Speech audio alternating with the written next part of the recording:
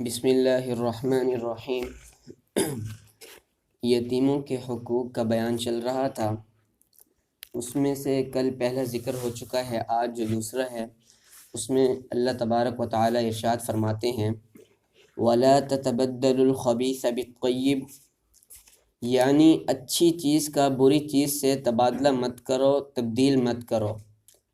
بعض لوگ ایسا کرتے تھے کہ یتیم کے مال کی تعداد تو محفوظ رکھتے تھے، یعنی کہ جتنی اس کی تعداد ہوتی تھی وہ تو محفوظ رکھتے تھے، مگر اس میں جو چیز اچھی نظر آتی تھی وہ خود لے لیتے تھے اور اس کی جگہ اپنی خراب چیز رکھ دیتے تھے۔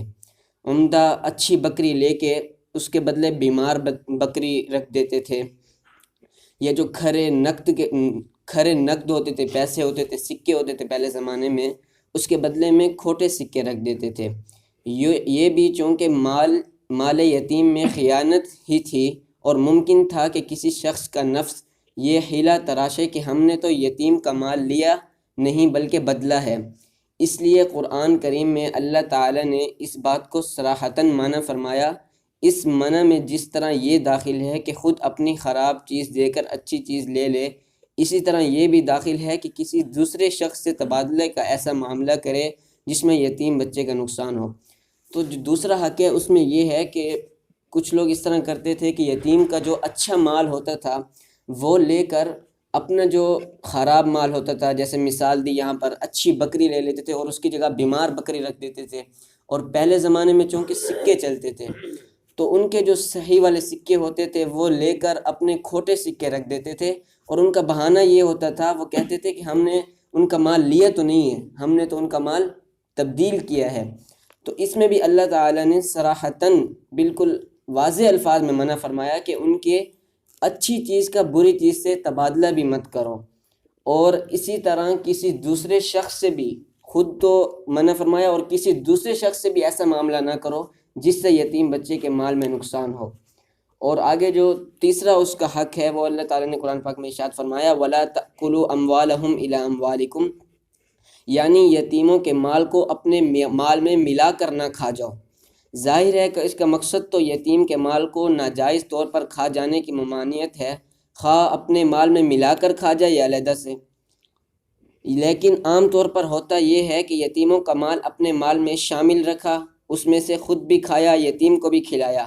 اس صورت میں الگ حساب نہ ہونے کی وجہ سے ایک دیندار شریعت کو بھی یہ دھوکہ ہو سکتا ہے کہ اس میں کوئی گناہ نہیں، اس لیے خاص طور سے اپنے اموال کے ساتھ ملا کر کھانے کی حرمت کا ذکر کیا، اور اس پر تنبیہ فرما دی کہ یا تو یتیم کے مال کو بالکل الگ رکھو اور الگ خرچ کرو جس میں سے کسی زیادتی کا خطرہ ہی نہ رہے، یا پھر ملا کر رکھو تو ایسا حساب رکھو جس میں یہ یقین ہو جائے کہ یتیم کا مال تمہارے ذاتی خرچ میں نہیں آیا۔ اب جو تیسرا حقوق بیان فرمایا وہ یہ ہے کہ یتیم کے مال کو اپنے مال میں ملا کر نہ کھا جاؤ۔ اب ہوتا یہ تھا کہ اپنے مال کو اور یتیم کے مال کو ملا کر رکھتے تھے اور خرچ کرنے میں کوئی حساب نہیں رکھتے تھے، تو اس سے یہ ہوتا تھا کہ جو یتیم کا مال ہوتا تھا اس میں فرق آ جاتا تھا، کیونکہ حساب نہیں ہوتا تھا۔ تو اس کے بارے میں فرما رہے ہیں یا تو بالکل اس کو الگ سے رکھا جائے، اس کا الگ سے حساب کیا جائے، یا پھر اپنے اموال کے ساتھ اگر ملانا چاہتے ہو تو پھر اس طرح کا حساب رکھو کہ یتیم کے مال میں کوئی فرق نہ آئے اور یتیم کا مال تمہارے ذاتی خرچ میں نہ آئے۔ اور آگے جو آخری یتیم کا حق بیان فرمایا قرآن پاک میں وہ ہے اِنَّهُ كَانَ حُوبًا كَبِيرًا۔ حوب کا معنی ہوتا ہے بڑا گناہ۔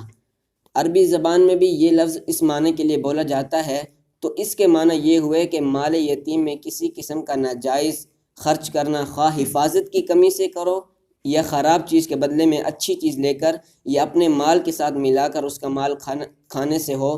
بہرحال یہ بہت بڑا گناہ ہے اور یتیم کے مال کو کھانے کی سخت وعید آگے آ رہی ہے۔ تو آخری جو ہے وہ یہ ایک تنبیہ فرما رہے ہیں اس میں کہ یتیم کا مال چاہے جس طریقے سے بھی کھاؤ، یا تو اس کا مال بالکل ہڑپ کر لیا جائے، یا اس کا مال تبدیل کر لیا جائے، یا اس کی حفاظت کی خاطر بھی اس کو اگر اس میں کمی کی جائے تو یہ بہت بڑا گناہ ہے۔ آگے اس کی وعید آئے گی انشاءاللہ۔ اور رمضان کے حوالے سے آج جو رمضان کے حوالے سے ہے وہ یہ ہے کہ روزے کی نیت کا وقت، کہ ہم روزے کی نیت کب تک کر سکتے ہیں۔ اس میں فرمایا کہ رمضان ہوتا ہے، منت کا روزہ ہوتا ہے، اور نفل جو روزے ہوتے ہیں ان کی نیت صبح صادق سے لے کر نصف النہار شرعی سے پہلے تک جائز ہے۔ آگے نصف النہار شرعی آ رہا ہے۔ اور دوسرا ہے کہ جو قضا روزے ہوتے ہیں، کفارے کے روزے ہوتے ہیں، اور جو منت کے روزے کی نیت ہے رات کو صبح صادق سے پہلے تک کرنا ضروری ہے۔